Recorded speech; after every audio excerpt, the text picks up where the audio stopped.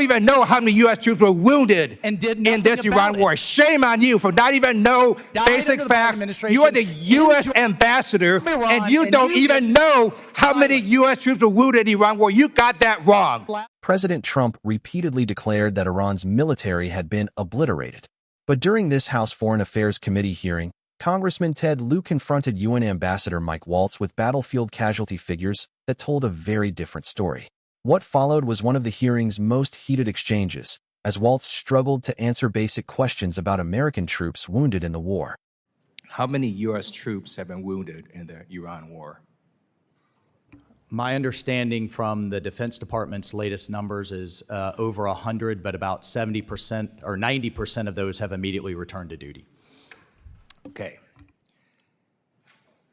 That number is wrong. According to the Defense Casualty Analysis System, 482 American troops have been wounded.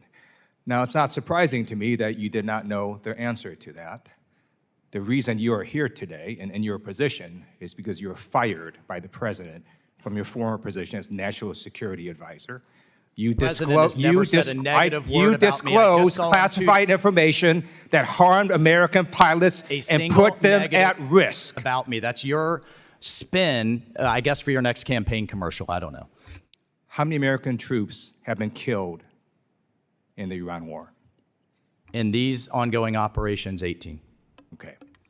Now, President Trump has repeatedly stated that Iran's military was obliterated. On March 16th, President Trump stated that Iran's military was, quote, literally obliterated, end quote.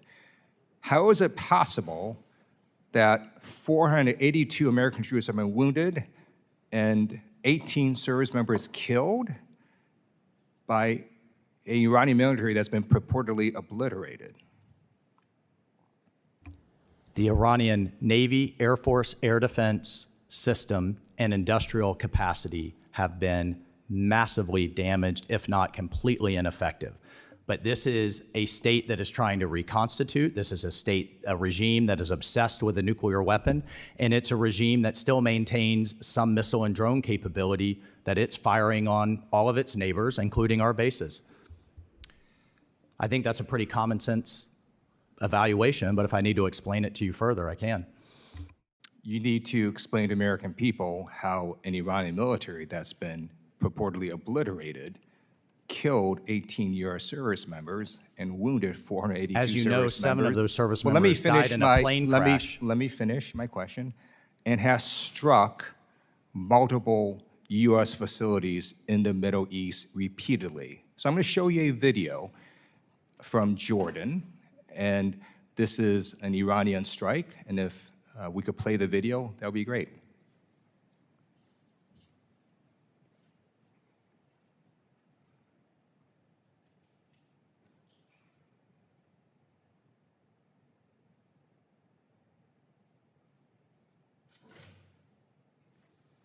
Thank you. I would hope the Republican-controlled Foreign Affairs Committee would know how to use audio next time, but we did see the video, and it showed multiple missiles hitting this base in Jordan. Let me tell you what happened. It was disclosed later that 2 U.S. troops died in that strike from a purportedly obliterated Iranian military, and this is what Donald Trump said. He said that the Iranians, quote, did slip something through in Jordan, and if we had other operators, it would not have happened. He then went on to say, when you let other people do your job, with the United States, we let other people do a job, and sometimes it doesn't work out so well. So let me ask you this question. Do we still have American troops stationed in Jordan right now? Doesn't surprise me that you're referring to Al Jazeera. In terms of your video, I'm here as the UN ambassador, but I'm happy to refer you to Pete Hegseth, Secretary Hegseth's testimony yesterday. Of course, we still have. In your opening statement, you bragged about doing a Security Council resolution on Iran. So yes, Iran is in your job responsibility. Focus on it and focus on the troops that have been wounded and killed. Do not be so callous with the safety and lives of American troops. I'm going to ask you again, Dead are troops. U.S. I've troops, buried are troops. U.S. I was troops just currently stationed, last are night. U.S. troops currently stationed in Jordan? Moralized to Are me. Go back U.S. home to your troops district. currently stationed in Jordan? Try to get reelected. I will. You should try. November is coming for you and this administration. Are U.S. troops stationed in Jordan? It's not even a trick question. Are they? Of course they are. Okay. With a And great ally and if that Donald they Trump passed doesn't to trust them the is proven to be. Jordanians to protect U.S. troops, do Excuse you me? trust them? Who are we going to have protect U.S. troops? They are exposed right now in the Middle East, repeatedly hear being this from you exposed to in the last- Iranian missiles When they and died under the missile Biden strikes and drones. administration. You don't even know how many U.S. troops were wounded And did in nothing this about Iran it. war. Shame on you for not even know Died basic under the Biden facts. administration. You are the U.S. In ambassador, Iran, and you and don't you even did know how many silence. U.S. troops were wounded in the Iran war. You got that wrong. Last You should be administration, and now you've shameful. got- You don't know basic facts. Because it's you Donald should Trump. resign. Your Trump You don't even derangement care syndrome. about the number of U.S. troops that were wounded. Someone who has never You did served. not know Trump how many never U.S. buried troops were troops. wounded. I You gave got false the information to Congress. here of You should be troops I've ashamed buried. of yourself This for is not even ridiculous. knowing how many U.S. troops were wounded Mr. Chairman. in the Iranian war. In the weeks leading up to this hearing, lawmakers debated war powers resolutions, questioned the administration's strategy, and demanded greater transparency about the conflict's human and financial costs. On June 23, 2026, the Senate considered legislation addressing U.S. hostilities with Iran, while House and Senate Democrats continued pressing the administration for detailed briefings on its negotiations with Tehran and its broader war strategy. Just weeks before this hearing, Democratic leaders on the House Foreign Affairs, Armed Services, and Intelligence Committees formally demanded a classified briefing on the administration's Memorandum of Understanding with Iran, arguing that Congress had not received adequate information about the war, the ceasefire framework, casualty figures, or the administration's long-term objectives. Later, the House Foreign Affairs Committee's top Democrat again criticized the administration for failing to provide sufficient public testimony on Iran policy and called for additional oversight hearings. Against that backdrop, Congressman Ted Lieu chose not to begin with diplomacy or military strategy. Instead, he immediately focused on one question: how many American service members had been wounded in the Iran war? When Ambassador Mike Waltz answered that the number was over 100, Lieu responded by citing the Defense Casualty Analysis System and stating that 482 U.S. troops had been wounded, arguing that Waltz had significantly understated the human cost of the conflict.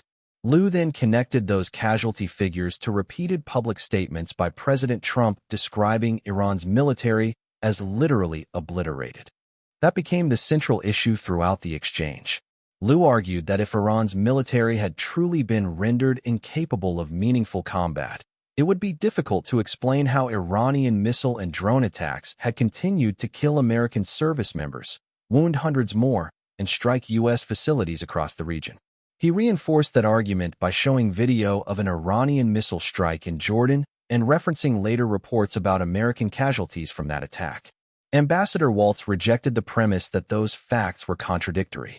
He argued that the administration's earlier statements referred to Iran's conventional military capabilities rather than the complete elimination of every missile, drone, or remaining military asset. According to Waltz, Iran's navy, air defenses, and defense industrial base had been severely degraded, but the regime still retained enough capability to launch limited attacks while attempting to rebuild its forces.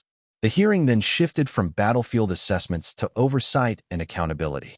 Lieu questioned whether a senior U.S. official responsible for representing the United States at the United Nations should know current casualty figures before appearing before Congress.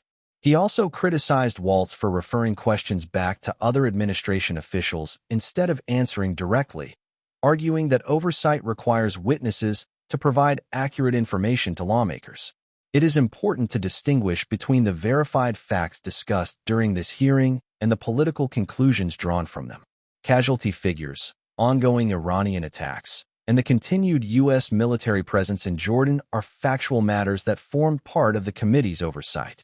The broader disagreement centered on how to interpret those facts, whether they were consistent with earlier descriptions of Iran's military being obliterated, or whether those descriptions referred only to Iran's conventional warfighting capacity rather than the complete elimination of all remaining threats. Looking beyond this exchange, The issues raised here continued to shape congressional oversight of the Iran conflict.